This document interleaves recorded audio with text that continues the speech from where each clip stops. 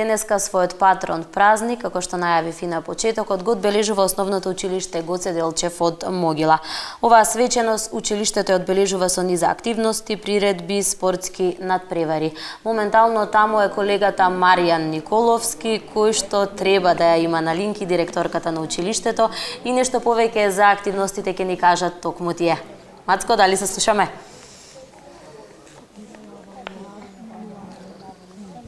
Токму така се наоѓаме во општина Могила, каде основното училиште го одбележува својот патрон празник, а за активностите со кои го одбележуваат патрониот празник ќе ни информира директорката на училиште. Директорке, кои активности ги организирате по повод патрониот празник денеска?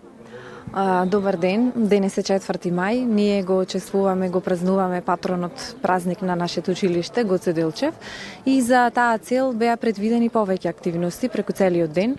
Еве денес започнавме со именување на новоизградената спортска сала, која денес го носи името Илјо Лопатички, истакнат граѓанин на општина Могила. Потоа се предвидени спортски надпревари во училишната спортска сала и ќе завршиме со една свечена приредба каде ќе се вклучени сите ученици.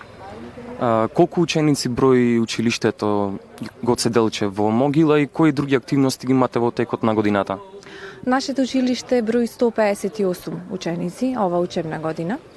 Патрониот празник, бидејќи при крај на учебната година, некако секојаш представува една убава можност да ги сумираме резултатите од целата година и со задоволство можам да заклучам дека и ова беше една многу успешна учебна година за нас, во низа можам да речам. Постигнува нашите ученици успеси сегде, наставата се одврши во најдобар ред, учениците учествува на многу општински, регионални и државни надпревари и се закитија со голем број награди. Исто така морам да ги споменам овде проектите кои се реализираат во нашето училиште, ќе ги спомнам поглавните. Училиштето од 2010 е носител на зелено знаме, значи веќе 2 пати поред. Наредната година ќе аплицираме за 3-то зелено знаме, кој ќе остане во наша трајна собственост. Морам да го споменам и проектот со читање до лидерство од УСАИД, каде нашето училиште меѓу само 20 училишта во прва фаза го реализира овај проект.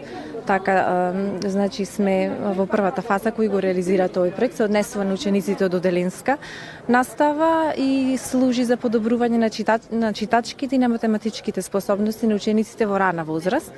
И тука можам со особено задоволство да го спомнам АЦЕС проектот, кој што веќе втор пат го реализираме. Тоа е меѓународен проект. Оваа година реализиравме со партнерско училиште од Хрватска, од Нови Каштел. Се реализираа 2 посети, бевме и ние во Нови Каштел со ученици, беа и тие кај нас. И сега се очекува завршната средба во Словачка, каде ќе се финализира и овој проект. Со оглед на тоа што веќе започнуваат уписите во прво одделение, колку ученици очекувате во наредната година?